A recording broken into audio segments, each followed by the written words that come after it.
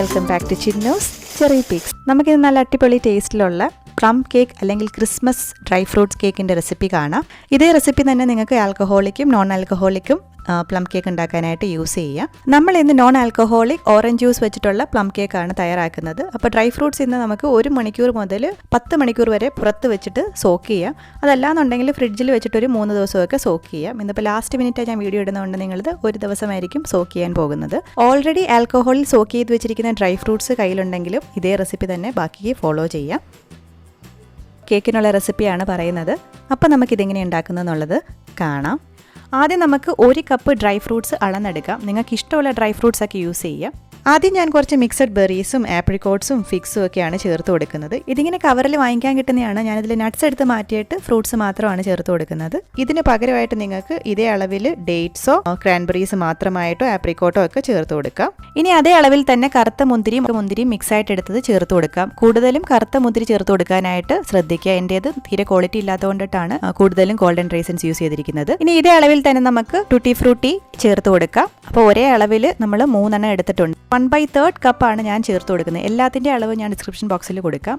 Last ഉണ്ടാക്കുമ്പോൾ അവിടെ നോക്കിയിട്ട് ചെയ്താൽ മതി.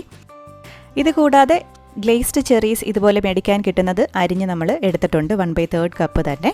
അപ്പോൾ ഈ ഡ്രൈ ഫ്രൂട്ട്സ് എല്ലാം നമുക്കൊരു സോക്ക് ചെയ്യാനുള്ള കുപ്പിയിലേക്ക് ഇട്ട് കൊടുക്കാം. ഇനി ഇതിലേക്ക് നമുക്ക് ഓറഞ്ച് സെസ്റ്റ് ചേർത്ത് കൊടുക്കണം. അതായത് ഓറഞ്ചിൻ്റെ തൊലിപ്പുറം ഒട്ടും വെള്ള ഭാഗം വീഴാതെ വേണം നമ്മൾ ഗ്രേറ്റ് ചെയ്തെടുക്കാനായിട്ട്. 2 ഓറഞ്ചിൻ്റെ തൊലിപ്പുറം മാത്രമാണ് നമ്മൾ ഗ്രേറ്റ് ചെയ്തെടുക്കുന്നത്. 1 ടേബിൾ സ്പൂണും മതിയാവും. അപ്പോൾ സോക്ക് ചെയ്യാനായിട്ടുള്ള ഓറഞ്ച് ജ്യൂസും നമ്മളിത് തന്നെ പിഴിഞ്ഞെടുക്കുകയാണ്. അപ്പോൾ 3/4 കപ്പോളം ഓറഞ്ച് ജ്യൂസ് നമ്മൾ സോക്ക് ചെയ്യാനായിട്ട് എടുത്തിട്ടുണ്ട്.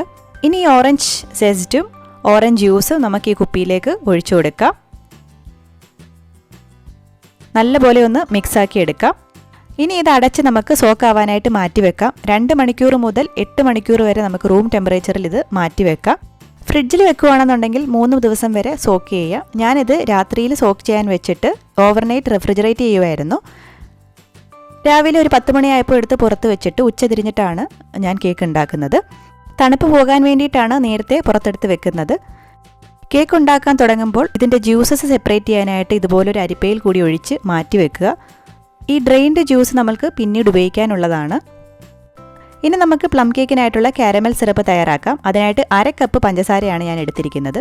മീഡിയം ഫ്ലെയിമിൽ വെച്ച് വേണം നമ്മളിത് ഉരുക്കാനായിട്ട്. നമ്മളിത് ഇളക്കേണ്ട ഒന്നും ആവശ്യമില്ല.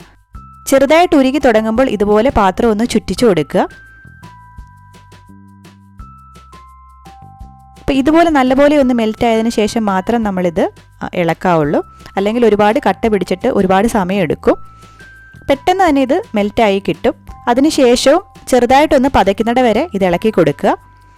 ഇനി നമുക്ക് തീ ഓഫ് ചെയ്ത് വെക്കണം. എന്നിട്ട് ഇതിലേക്ക് 1/2 കപ്പ് തന്നെ ചൂടുവെള്ളം ചേർത്ത് കൊടുക്കാനുണ്ട്. തെറിക്കാതിരിക്കാൻ വേണ്ടിയിട്ടാണ് നമ്മൾ തീ ഓഫ് ചെയ്യുന്നത്.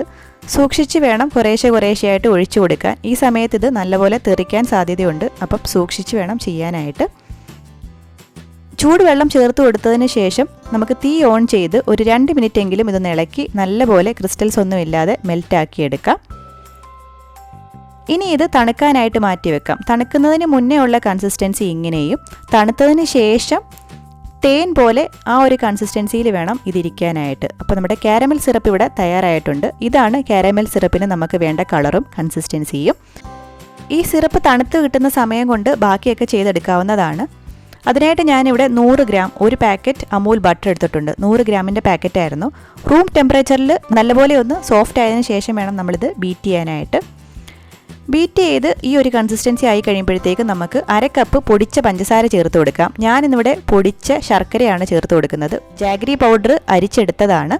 ഇതിന് പകരം ബ്രൗൺ ഷുഗറോ ഡാർക്ക് ബ്രൗൺ ഷുഗറോ യൂസ് ചെയ്യാവുന്നതാണ്. ഇതിലേതായാലും പൗഡേർഡ് ആയിരിക്കണം. അതുപോലെ ഒന്ന് അരിച്ചിട്ട് തരികളൊന്നും ഇല്ലാതെ ചേർത്ത് കൊടുക്കാമെന്നുണ്ടെങ്കിൽ അത്രയും നല്ലത്. നമുക്ക് ഈ സൈഡിലിരിക്കുന്നതൊക്കെ ഒന്ന് അകത്തോട്ട് വടിച്ച് ചേർത്ത് കൊടുക്കാം.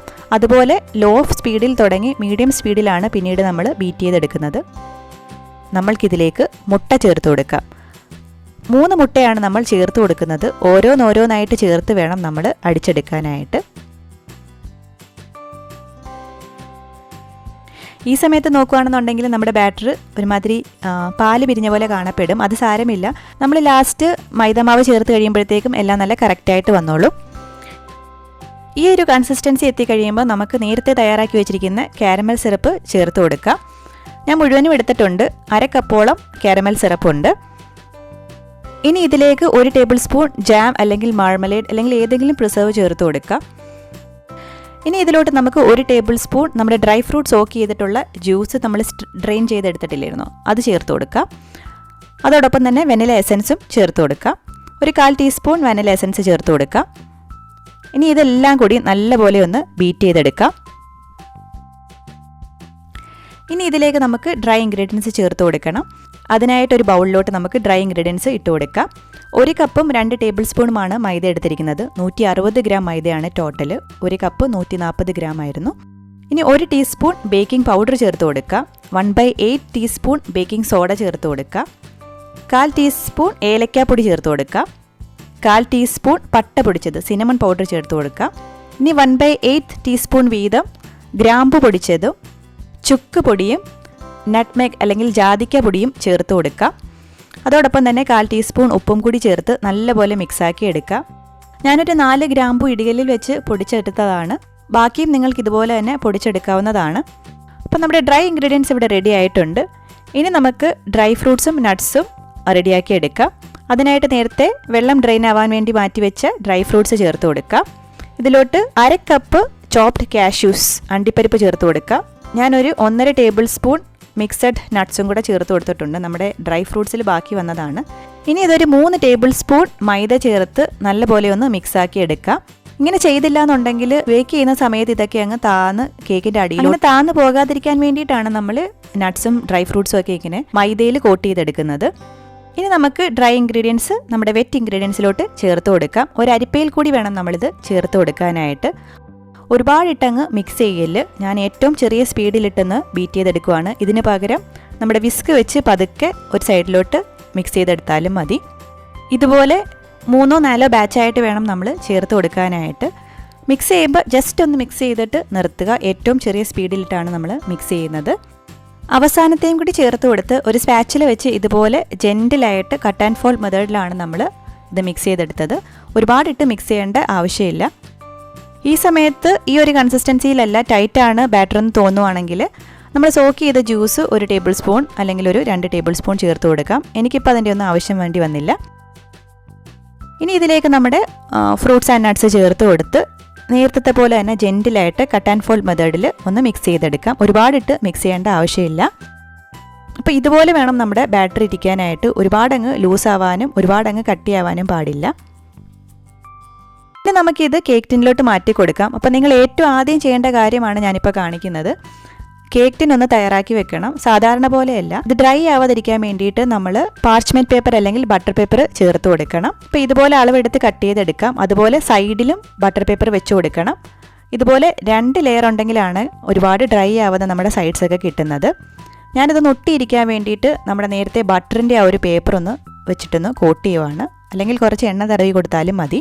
നമ്മുടെ പേപ്പർ നല്ല കറക്റ്റ് ഷേപ്പിൽ ഒട്ടിയിരിക്കാനായിട്ട് ഇങ്ങനെ ചെയ്യുന്നത് സഹായിക്കും.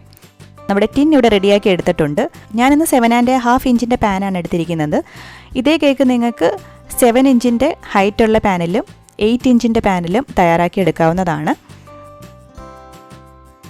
ബാറ്റർ ഇതുപോലെ ഒന്ന് ലെവൽ ചെയ്തെടുക്കാം. ഞാനൊരു സ്ക്യൂവർ ഉപയോഗിച്ചും ഇതുപോലെ ഒന്ന് ലെവലാക്കിയിട്ടുണ്ട്. ഇനി നല്ലപോലെ ഒന്ന് ടാപ്പ് ചെയ്ത് കൊടുക്കാം.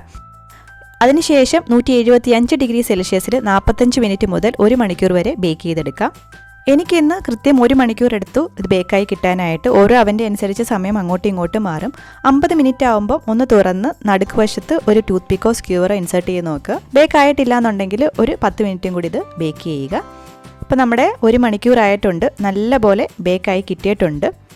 പ്ലം കേക്ക്സ് ഒക്കെ നമ്മൾ ഒരിക്കലും ബേക്ക് ചെയ്യുന്ന ആ സമയത്ത് തന്നെ ഉപയോഗിക്കരുത്. മിനിമം 1 ദിവസമെങ്കിലും വെക്കണം എന്നാണ്.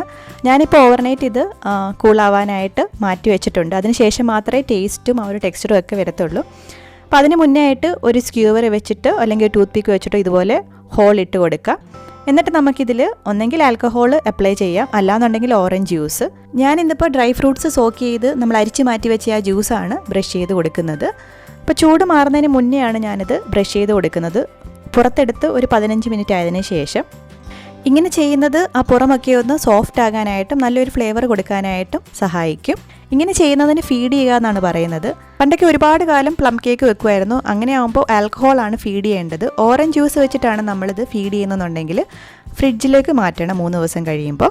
അപ്പോൾ ഇങ്ങനെ ചെയ്തതിന് ശേഷം നമ്മളൊരു ക്ലിംഗ് റാപ്പ് അല്ലെങ്കിൽ പാർച്ച്മെൻറ്റ് പേപ്പർ വെച്ച് നല്ലപോലെ ടൈറ്റായിട്ട് ഇതൊന്ന് കവർ ചെയ്യണം. എന്നിട്ട് ഒരു എയർ ടൈറ്റ് കണ്ടെയ്നറിൽ വെച്ച് ഇത് സ്റ്റോർ ചെയ്യുക. ഒരു ദിവസമെങ്കിലും അല്ലെങ്കിൽ ഒരു ഓവർനൈറ്റ് എങ്കിലും ഇത് വെച്ചതിന് ശേഷം മാത്രമേ യൂസ് ചെയ്യാവുള്ളൂ. 3 ദിവസമൊക്കെ ഇരിക്കുകയാണെന്നുണ്ടെങ്കിൽ അത്രയും നല്ലത്. അപ്പോൾ നല്ല സോഫ്റ്റ് ആയിട്ടുള്ള നല്ല ടേസ്റ്റി ആയിട്ടുള്ള അടിപൊളി ഒറിജിനൽ പ്ലം കേക്കിൻ്റെ റെസിപ്പിയാണ്. നിങ്ങൾ എല്ലാവരും ട്രൈ ചെയ്ത് നോക്കണം. ഫീഡ്ബാക്ക് ഒക്കെ അറിയിക്കുക. അതുപോലെ തന്നെ നമ്മുടെ ചാനൽ ആദ്യമായിട്ടാണ് കാണുന്നതെന്നുണ്ടെങ്കിൽ ഒന്ന് സബ്സ്ക്രൈബ് ചെയ്യുക. ആ സൈഡിൽ കാണുന്ന ബെല്ലൈക്കൺ കൂടി ക്ലിക്ക് ചെയ്യുകയാണെന്നുണ്ടെങ്കിൽ പുതിയ വീഡിയോസ് ഇടുമ്പോൾ നോട്ടിഫിക്കേഷൻസ് ആയിട്ട് കിട്ടിക്കോളും. പുതിയ റെസിപ്പിയുമായിട്ട് വീണ്ടും കാണാം. അതുവരേക്കും ബൈ.